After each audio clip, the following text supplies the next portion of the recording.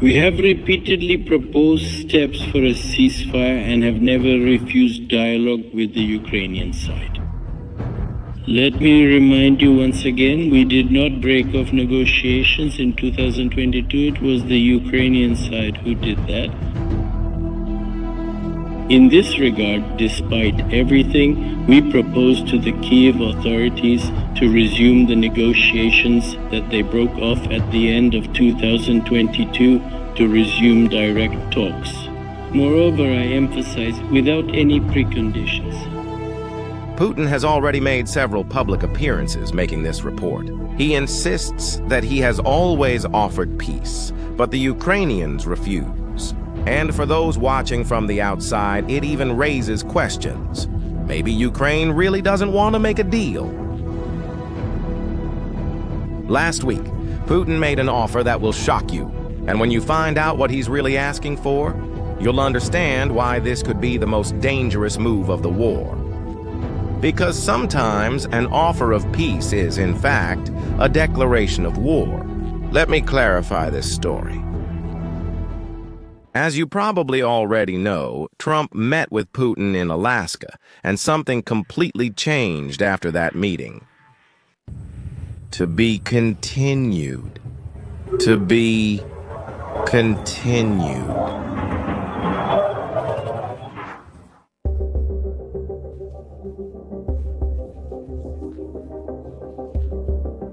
And that's it.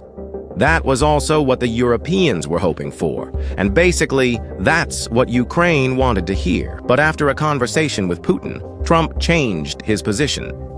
Suddenly, he started saying that a simple ceasefire often doesn't hold, that it was better to go straight to a peace agreement.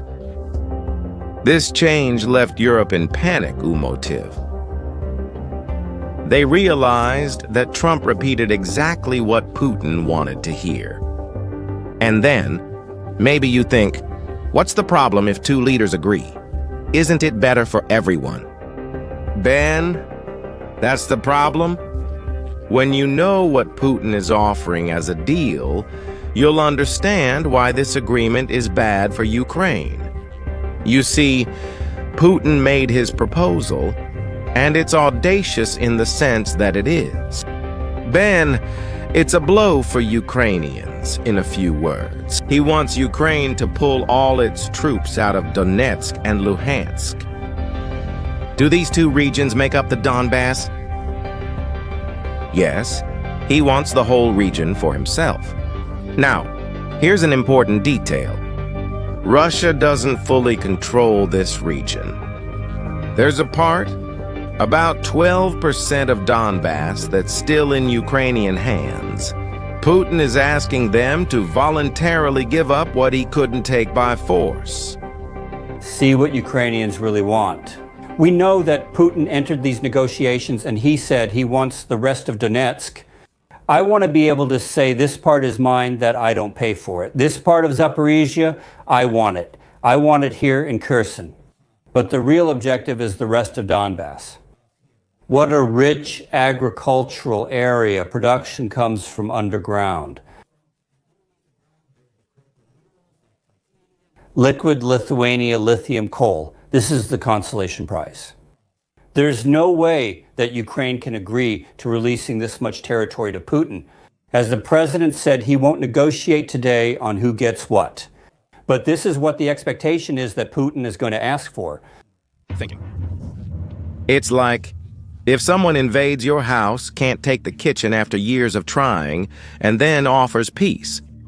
If you just give the kitchen as a gift, and in exchange for this generous donation offered bribes. He promised to return small pieces of land in Sumy and Kharkiv. The issue here is that these territories lack strategic value. It's like trading a diamond for a pebble, and there's more.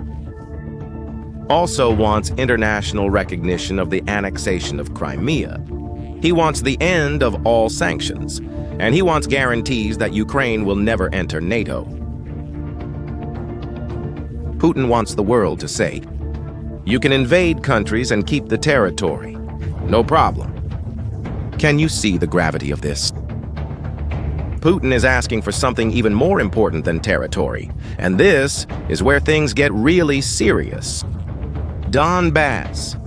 There is what the military call the fortress. It's a 50-kilometer defense that includes cities like Sloviansk, Kramatorsk, and Kostiantynivka, all fortified to the extreme. These positions were built and reinforced over 11 years. They are not simple trenches. They are connected complexes, bunkers, logistics centers, artillery, and trenches. Russians tried to break this line throughout the war and failed. It is seen as the backbone of Ukraine's eastern defense. If Ukraine gives up these positions, it will be giving up its main defensive advantage. It's like handing the thief the keys to the chest. Without this fortress belt, the Russians would have a free road to Kharkiv and Dnipro. These cities are now protected by these defenses. It's roughly like asking Ukraine to make a big mistake, a strategic one. When Putin made this proposal, Europe reacted with impressive speed. In a matter of hours, leaders from various countries organized themselves: the United Kingdom, France, Germany, Italy, Finland, Poland. They rushed to meet in Washington. In the United States, they formed what they called the Collegation of the Disposed. And they made a very clear statement: Ukraine will make decisions. Its territory, international borders, should not be changed by force. It's a contradictory statement, directly and openly. Putin's, but didn't stop there. Offered something that, at first sight, seems like an important concession. A security guarantee like Article 5 for Ukraine. Let me explain what this means. Article 5 of NATO is basically a pact. If someone attacks a member country, all other NATO countries treat it as if they themselves were being attacked. It's the rule of, if you mess with one, you mess with all. The new guarantee that Europeans offered would be similar. If Russia attacked Ukraine, countries like France, Germany, and the United Kingdom would commit to defend the Ukrainians as if it were an attack against themselves. The difference is that it wouldn't be through NATO officially. It would be a separate agreement made by this group of European countries. And you know, Putin's reaction when he found out about it, agreed with this idea, seems strange, doesn't it? After all, he has always said he doesn't want Ukraine in NATO, but would accept a similar security guarantee. Well, this guarantee is like a Trojan horse, but diplomatic. Do you remember the story? This is exactly what Putin is doing. He accepts this security guarantee. Because it seems like a concession. It seems like he is giving in to something important. But in fact, it's a trap.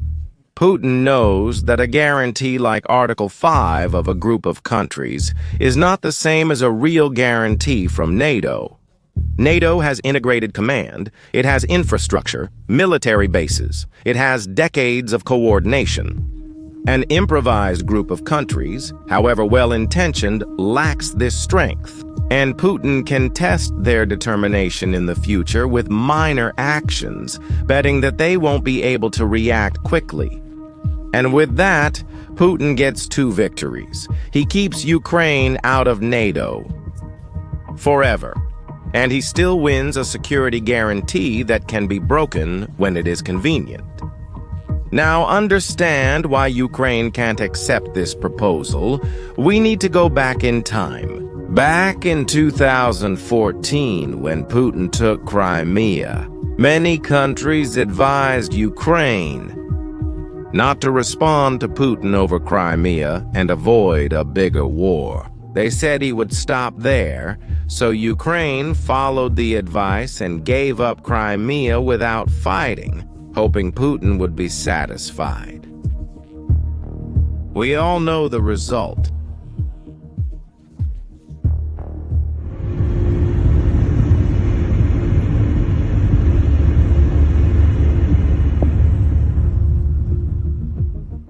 Putin didn't stop. He used Crimea as a launch base for the attack on southern Ukraine. In 2022, the peninsula became the starting point to conquer Kherson and parts of Zaporizhzhia. The lesson was clear. Giving territory to Putin will not buy his peace. It will, in fact, buy time for him to prepare for the next invasion. And that's why Zelensky says he can't give a centimeter of territory. Many think it's just stubbornness. It's a lesson he learned in the worst way. Now, we've come to the most important point in this whole story. Doesn't want this proposal to be accepted. What's the point? Ethno-fuss land? Should it be longer? He knows that Ukraine will celebrate exactly what he wants. Because when Ukraine says no, Putin will be able to use his propaganda machine to spread a simple message. I offered peace, but Zelensky chose war. The narrative will circulate on social media, will appear on television channels, and will be repeated by politicians who are tired of supporting Ukraine. As you can see, Putin's goal is not to reach an agreement, it's to get the West to stop arming Ukraine. If he manages to convince some countries that Ukraine is the one that doesn't want peace, military support may decrease, arms deliveries may slow down, and Western unity may crack. So yes, Putin wins, not through negotiation, but on the battlefield. After all, with less weapons, Ukraine becomes more vulnerable. It's a terrible strategy to use diplomacy as a weapon for war. And it works, because it exploits a natural human weakness. The world wants to believe that peace is possible, that there is always a diplomatic solution. What's happening in Ukraine isn't just about territory. It's about whether force can rewrite borders in the 21st century, about whether one country can invade another without consequences. If Putin manages to keep the territory he has taken, he will be sending a message to all other leaders around the world. If the invaders manage to hold the territory long enough, the world will accept it, you know. China is watching all of this, thinking about Taiwan, and that's why the Europeans rushed to Washington. They understood that this is not just a Ukrainian war. This is a war for the principles that govern the world. And Putin keeps appearing on television, saying that he has always offered peace. It's Ukraine that refuses. Now, you know what's behind these offers, and you also know why Ukraine says no. And what do you think about this move by Putin? Do you believe he really wants a deal to end the conflict, or is this just a trap for Ukraine? Leave your opinion in the comments. If this video helped you better understand this complex situation, subscribe to the channel and share it with anyone else who needs to know this information. And see you in the next video.